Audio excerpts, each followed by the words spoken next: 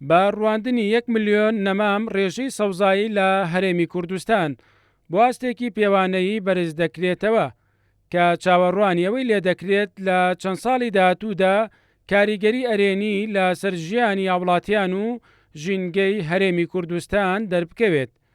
لێپرسراوێکی شارەوانی سلێمانی دەڵێت ئەو هەڵمەتە استراتیژیە کۆی زیندەوەرانی ژینگەی هەرێمی کوردستان لێی سوودمەند دەبن. دەستخۆشیمان هەیە بۆ بەڕێز کاک پاوڵ و یەکێتی نیشتیمانی کوردستان بڕیارێکی تابڵی گرنگە بە نزیکراوی ئێمە ڕێژەی سەوزایی لە کوردستانە بەپێی ستاندەری جیهانی نزیک بۆ تۆ لە 150 و ئەم بلیۆنە نەمامە خۆشبەختانە تەسەوەرەکەم ڕێژەی سەوزایی بە 1 دەرەجە سەرخات بگەینێتە لە 116. ڕاگەیاندنی پرۆژەکە تەنیا بڕیارێکی نووسراو نییە، بەڵکو وەکەوەی ڕاگەنراوە بە کردەیی زەمینەی بۆ ڕەخسێنراوە و فەرمانگە پەیوەندیدارەکانی حکومەت سەرپەرشتی ڕواندنی زانستی نەمامەکان دەکەن. چاوەڕوانیش دەکرێت لە ماوەی کەمتر لە ساڵێکدا دوور لە دروستبوونی ئاستانگ تەواو بکرێت. دەستپێشخەریەکی لەم شێوەیە لەم کاتە زۆر گرنگە بەو پێی کە ئێستا بۆ ڕوبەڕووبوونەوەی خۆڵبارین پێویستە چی بکرێت، پێویستە پشتێنەی سەوزایی بکرێت، پێویستە نەمام زیاتر بڕوێنرێ، نەمامی زیاتر بڕوێنرێ سەوزایی زیاکە، سەوزایی زیای کرد ئۆکسسیژین زیاکە، بە هەمان شێوە زەویش ڕزگارەکە لەو کە دوانەکسیدی کاربۆنی کە لە کەشوەوە هەیە. جێبەجێکردنی پرۆژەیەکی استراتیژی بۆ پاکڕاگرتنی ژینگەی هەرێمی کوردستان هاوکاتە لەگەڵ پرۆژەیەکی استراتیژی نێودەوڵەتی بۆ ڕواندنی 950 ملیۆن نەمام لە سەراستی گیان.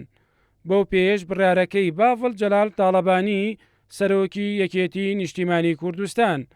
هەرێمی کوردستان دەخاتە ڕیزی ئەو ئەرکە نێودەوڵەتیەی کە بۆ پاراستنی ژینگە و ژیان پلانی بۆ دانراوە.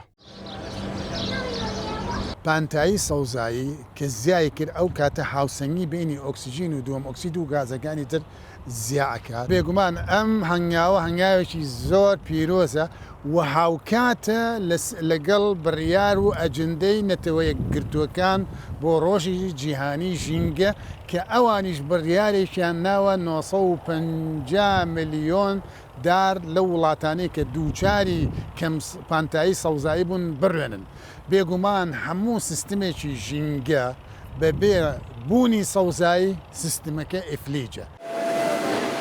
پێشکەوتنی خێرای تەکنەلۆژیا و پیشەسازی ئەمە چەشنە کاریگەری گەورەیان لەسەر گۆڕانکاریەکانی کەشوەوە داناوە، بە تایبەتی کە ساڵانە ملیۆنان یەکتار زەوی دارستان و سەوزایی ڕوبەڕووی لە ناوچوون دەبنەوە. دارستانەکانی ئەمازۆنیش لە ساڵانی ڕابردوودا لەم هەڕەشەیە بە دوور نەبوون، هەر بۆیە ڕێکخراوەکانی گیان بۆ پاراستنی ژینگە لەگەڵ کەمکردنەوەی گازە دەردراوە زیانبەخشەکان فراوانکردنی ڕووبەری سەوزایی بە تاکە ڕێگەی چارەسەر بۆ پاراستنی گۆی زەوی لە ناوچوون دەزانن. ئەگەر بە چاویلکەی پاراستنی ژینگە و کەمکردنەوەی مەترسیەکان لەسەر ژینگەی هەرێمی کوردستان تەماشای دەستپێشخەرەکەی سەرۆکیەتی نیشتیمانی کوردستان بکرێت، وەک شارەزانی بواری ژینگە دەڵێن لەم کاتەدا هەنگاوێکی گرنگ و پێویستە بۆ پاراستنی ژینگە و کەمکردنەوەی مەترسیەکان لەسەر کەشوەوە و ئەو گۆڕانکاریانەی کە لە هەرێمی کوردستاندا ڕوویداوە. مەریوان عەبدوڵڵا، کورسات نیوز، سلێمانی.